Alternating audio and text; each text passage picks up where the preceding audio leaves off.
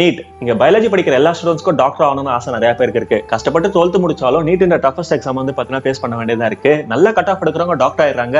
Pass ஆனாலும் ஒரு சில பேர் டாக்டர் ஆக முடியாம கஷ்டப்படுறாங்க. இன்னும் ஒரு சில பேர்லாம் கையில காசு இருக்கவங்க ஒரு பிரைவேட் காலேஜ்ல டொனேஷன் காலேஜ் ஃபீஸ் கட்டி 1 crore மேல செலவு பண்றவங்களும் இங்க இருக்காங்க. பட் நான் சொல்ல போறது என்னன்னா, உங்ககிட்ட ஒரு 25 to 30 lakhs இருந்தாலே வந்து பாத்தீங்கன்னா நீங்க இங்க டாக்டர் ஆகலாம். ஆமா, என்னோட ஃப்ரெண்ட் ஒருத்தங்க கிர்கிஸ்தான் ஓ ஸ்டேட் யூனிவர்சிட்டியில வந்து பாத்தீங்கன்னா டாக்டருக்கு வந்து படிச்சிட்டு இருக்காங்க. அவங்க கிர்கிஸ்தான் உஸ்பெகிஸ்தான் சொல்லிட்டு பல கண்ட்ரீஸ்க்கு வந்து பாத்தீங்கன்னா அட்மிஷன் வந்து பண்ணிட்டு இருக்காங்க. இங்க இருக்க தமிழ் ஸ்டூடெண்ட்ஸ்க்கு மட்டும் தமிழ்நாட்டுல மட்டும் வந்து பாத்தீங்கன்னா சென்னை, கோயம்புத்தூர்னு சொல்லிட்டு பல ஏரியால கிட்டத்தட்ட 1500 ஸ்டூடெண்ட்ஸ் மேல வந்து பாத்தீங்கன்னா அந்த ஸ்டேட் யூனிவர்சிட்டியில வந்து பாத்தீங்கன்னா படிச்சிட்டு இருக்காங்க.